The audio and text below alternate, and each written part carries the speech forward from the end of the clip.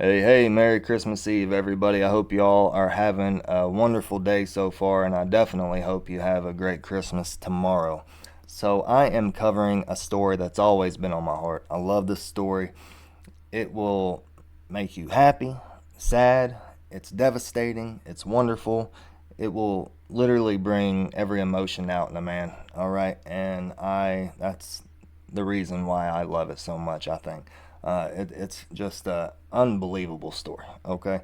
Um, I was into this way before I started a YouTube channel, and I thought it would be cool to cover it today on Christmas Eve, all right?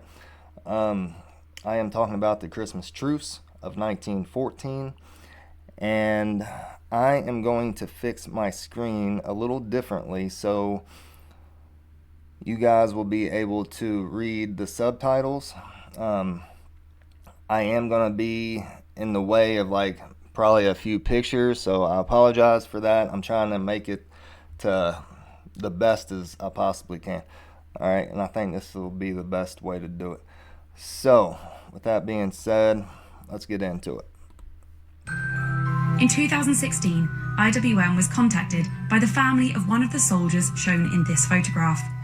We now know that this is Arno Bohm, a German soldier standing alongside British troops from the London Rifle Brigade.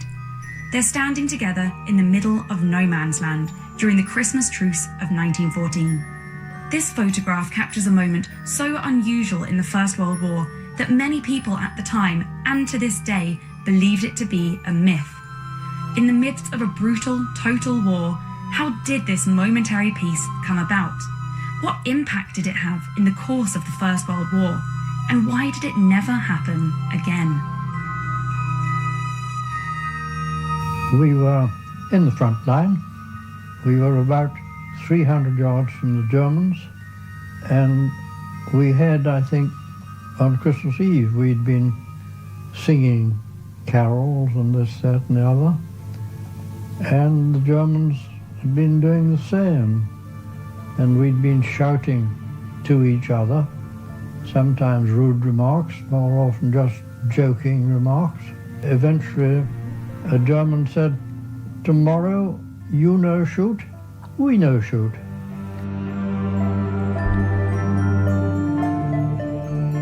At the start of the war, many believed...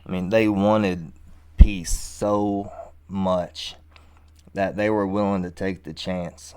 Because I feel like if somebody came up with that idea today, there's no way the other side would even consider believing them. They would think it was a setup, and the fact that it wasn't a setup is just beautiful. The whole thing is just beautiful. Like, what? These are guys that are away from their families for the first time during the holidays. They're just going through it, They don't want to be out there killing people. That's the last thing they want to be doing. So, the fact, it's amazing. It really is.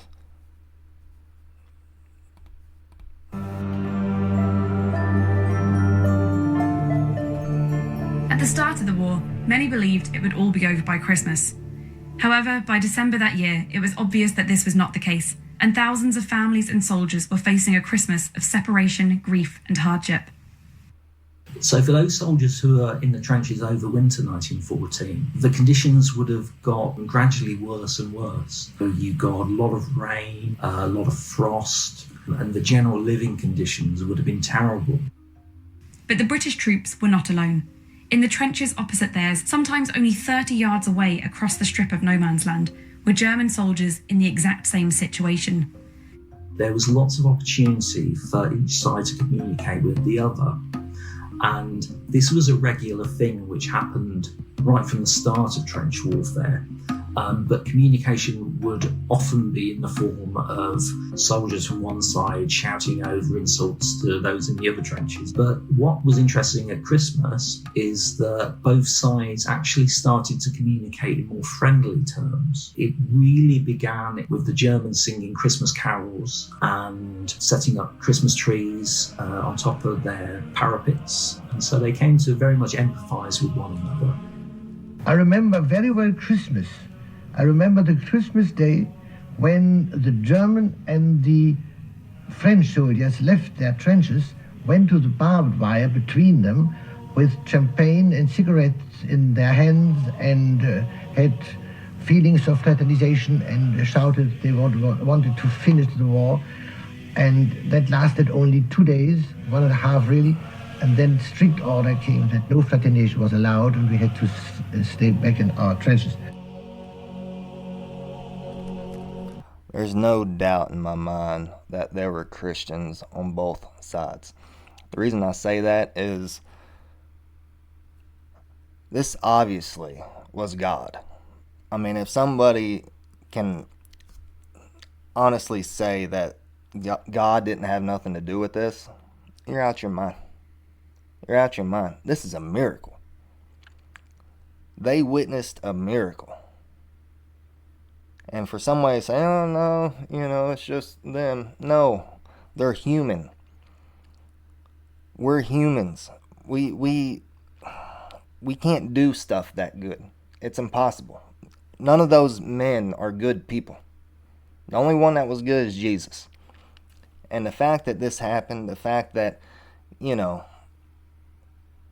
carols was being sung, we all know Christmas is the celebration of the birth of Christ.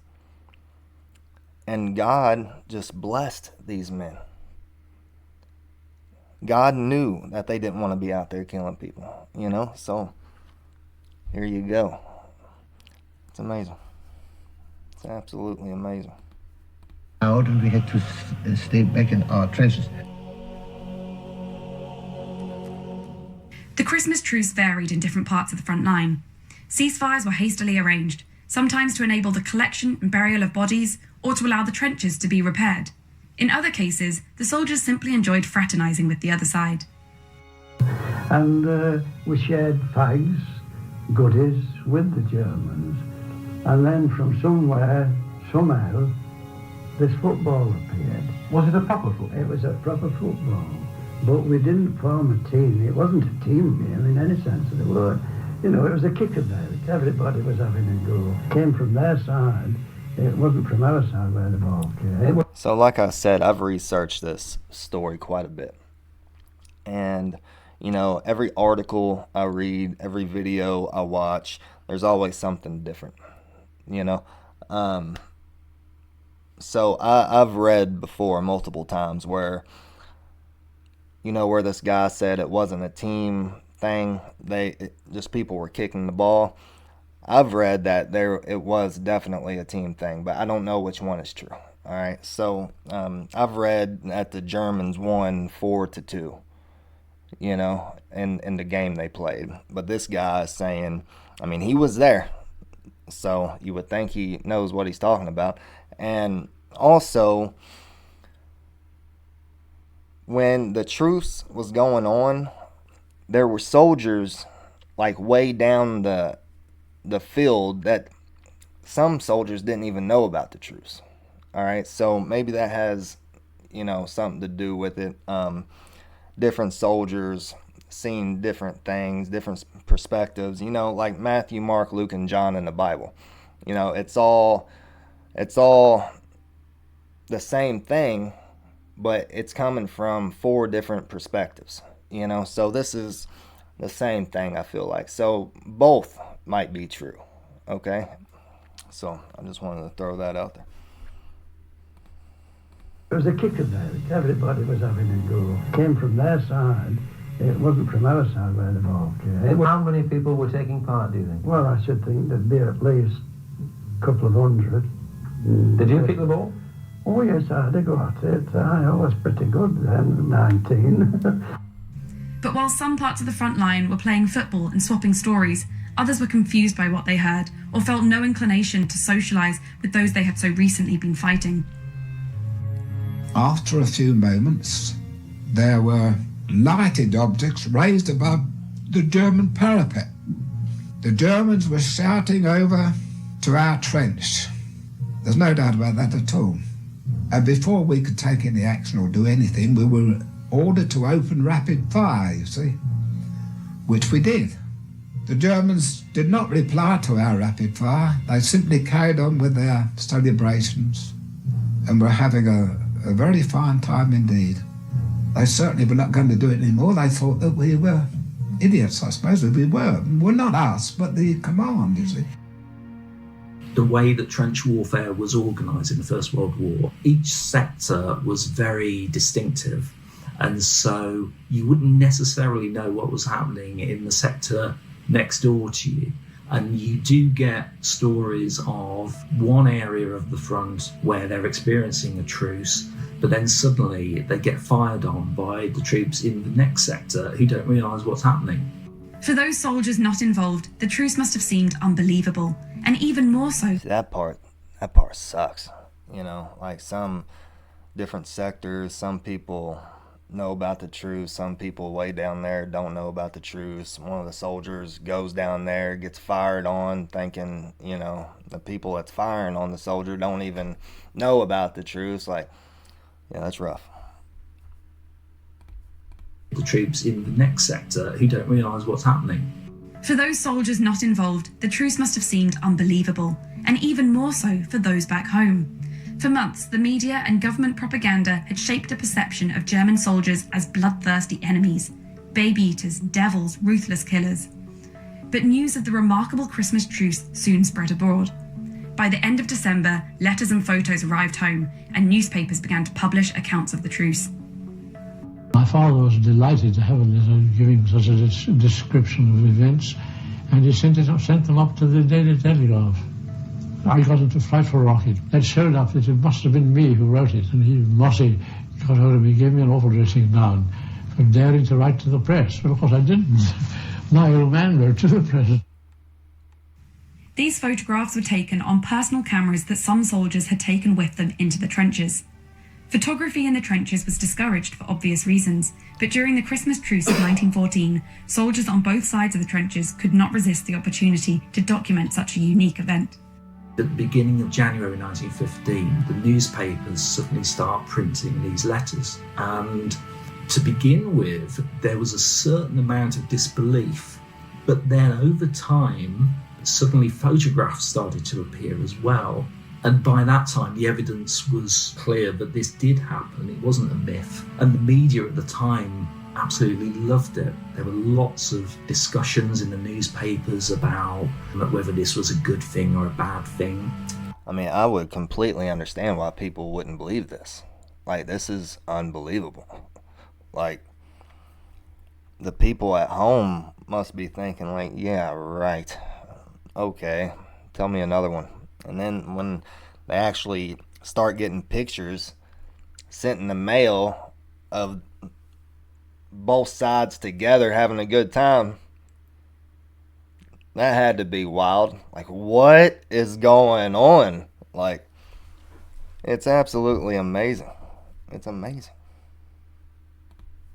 Lots of discussions in the newspapers about whether this was a good thing or a bad thing. And, you know, in a way, it's a wonderful snapshot of Christmas 1914 when attitudes were still slightly naive because the war had only really just begun. You find that in 1915 and onwards, the war becomes almost a much more serious endeavour. The Christmas Truce would come to be remembered as something of a blip in the regular conduct of the war. It conflicted with the patriotic aggression required by both sides. It also served to highlight the great contrast between war and religion. How can you fight a war of aggression while also celebrating Christmas, the traditional time for peace and goodwill? For those reasons, the Christmas Truce was increasingly seen as unimportant and awkward to fit into the standard narrative of the First World War. You never get anything like the Christmas Truce happening again. And over time, not only is it seen as an anomaly, but almost as a myth. And it gets to the point where people are actually doubting whether it happened in the first place, which continues, right up to this day. So there's still a lot of confusion about whether there was a football match played and things like this. We didn't cross to France until March of 1915, but although it would be arrogant to say that the thing didn't actually take place, I very much doubt whether anything of the nature or magnitude that has been claimed for it took place at all. Now, the purpose of that barbed wire in the trenches was to keep each side in its own place. Therefore, why would anybody try to break that? And if anybody tried, what were the NCOs doing? What were the officers doing? I think the whole thing borders on the fairy tale and may be classed with the Russians with snow on their boots and the angels of Mons. We know by looking at German newspapers that the Christmas Truce was covered there in a very similar way to how it was in Britain. In the 1920s and the 1930s, you see definite examples of how the Christmas Truce changes in its depiction, because there was a much greater emphasis then on the German soldier as a hero fighting a noble war, whereas the Christmas Truce conflicts with that to a degree. So in Germany in particular, the Christmas Truce goes out of favour definitely in the 20s and 30s, whereas in Britain it continues to be the popular celebrated story as part of the First World War. The letters and photographs that reached home in Britain confirmed that this remarkable event had indeed taken place, but it was one that was not to be repeated. The Christmas Truce was unique, and nothing like it happened again to that scale. And the reasons for this are varied. Immediately after the truce, the high command of both sides stepped in to make sure that fraternisation and ceasefires like this would not happen in the same way. But also, in the long term, the real reason that truces like this didn't happen is that the war changed in the way in which it was being fought. As the war progressed, there's a more centralised method of command. Those in the front line would have been forced into constant aggression. You would have had artillery and trench mortar units constantly going.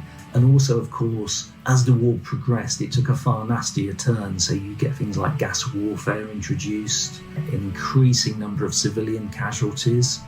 You also get incidents like the sinking of the Lusitania. The temptation, I suppose, to empathise with the enemy and the desire to fraternise with them changed dramatically from 1915 onwards.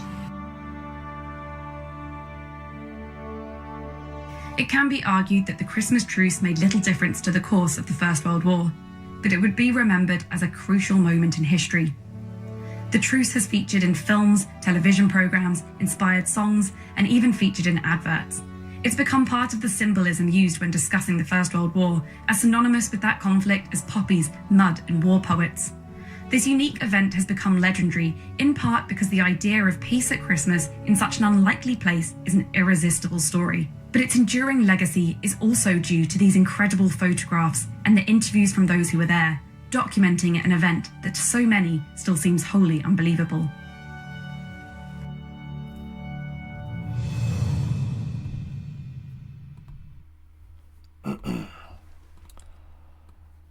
So let me know what y'all think about the Christmas Truce.